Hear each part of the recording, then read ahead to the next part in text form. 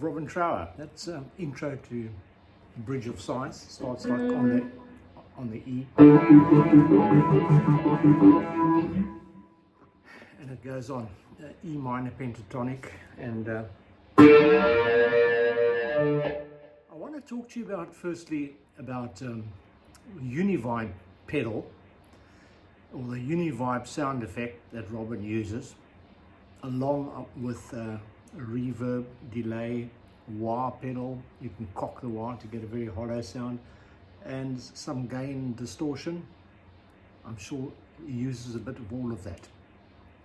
I'm using mainly Boss pedals here today, but the Uni-Vibe effect is actually on my Boss Katana Mark II 100-watt amplifier.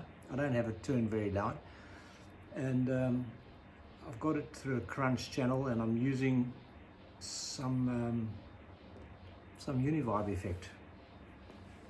I'm using the floating bridge to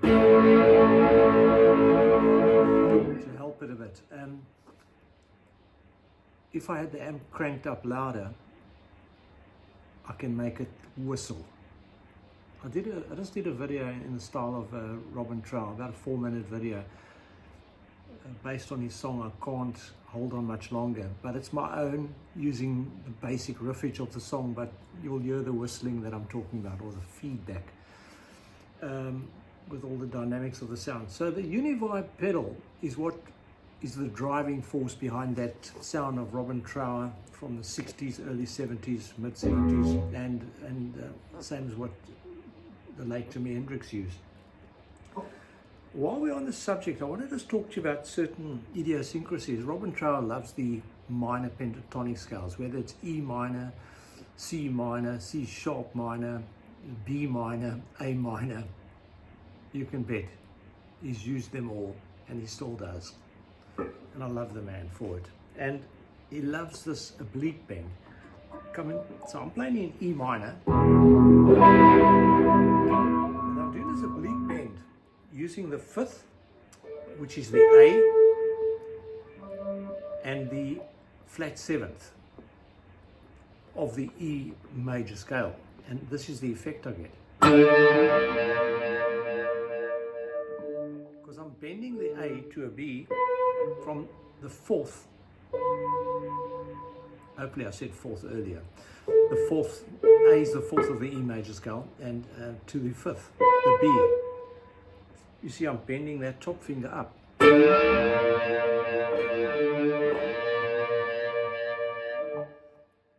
Ironically, it's a technique used by country players, I believe. But you probably won't hear that effect now with all this gain and Uni-Vibe effect on. But that's how Robin gets that sick sound. And he's globally renowned for those beautiful sour faces that we all love him for pulling when he... I can't pull my face like that. The next one I want to talk about is when you play, for example, a D major power chord. That particular move I find very fascinating. The real Jimi Hendrix, I can't say invented it, but he certainly uses it in Hey Joe, for example. Now those are double stops. You're playing 2 notes on adjacent strings. I'm playing a D5, and then I'm going to the E note. And note what I'm doing with this hand. I'm playing the double stop of a D major. So from a D major like that, there's the D root, and in the A-shaped triad, there's my D major chord. But I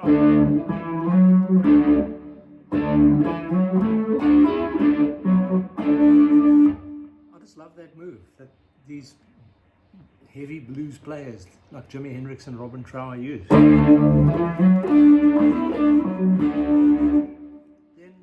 Robin Trower's song, I've got a video on my channel on that song.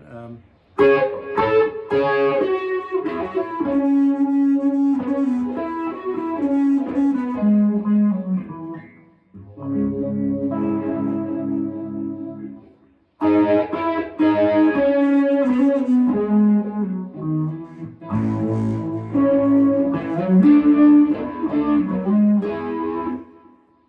remember how it goes anymore, but you probably know that song. I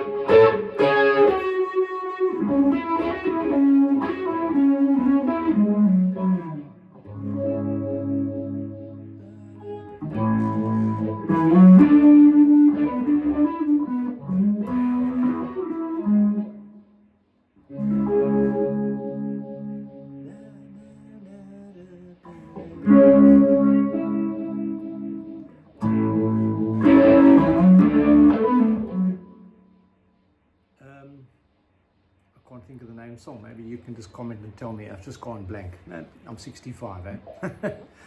But I'm not saying that's an excuse. It's just that I haven't done my homework. But I wanted to show you the Uni-Vibe pedal. So I can go to the amplifier and change the intensity of the speed and the intensity. I can boost it. And Robin uses the neck pickup here, and he turns back the volume like Eric Clapton would turn back. You know, Eric would play on all three pickups of his Stratocaster, and he would roll back the tone controls of both of them. Referred to as the woman's tone, the woman tone. So obviously these guys were all in the same era. So blues players, that's what they do.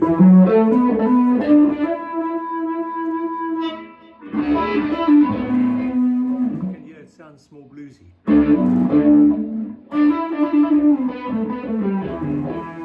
Now by now I hope that you know the positions of at least the E minor pentatonic in all 5 positions in 12 frets, and then the next 10 frets up to the 22nd fret, because blues players loved playing from of the day, and like Robin Trower, if we call that a lick. Now that's coming out of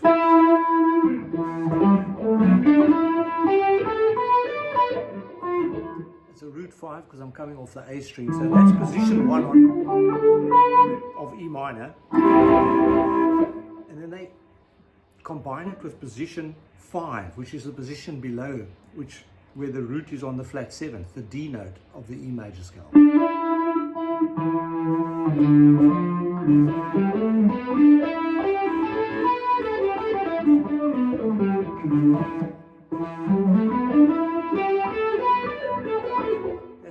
That's position 1, root 5, and that's position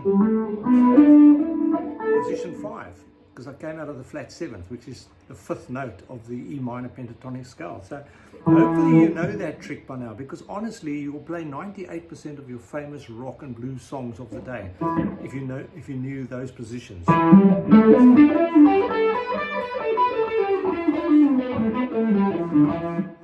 You just listen to any of those songs and play along, and you're going to see your hands going to...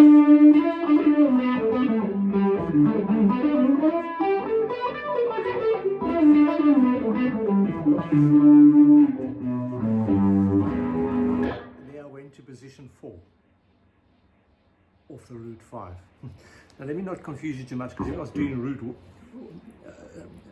root 6, which is off the top E string, then I'd be coming off the E string to the G, the A to the B, to the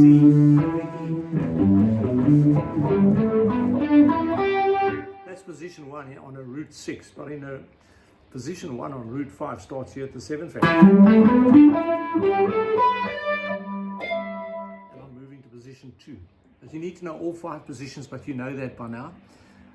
It probably wasn't why you came here, but you know, I was playing intensely, like 1,000 to 1,500 hours the first few years, and doing a huge amount of research on YouTube, the scenic way, the scenic route as they call it.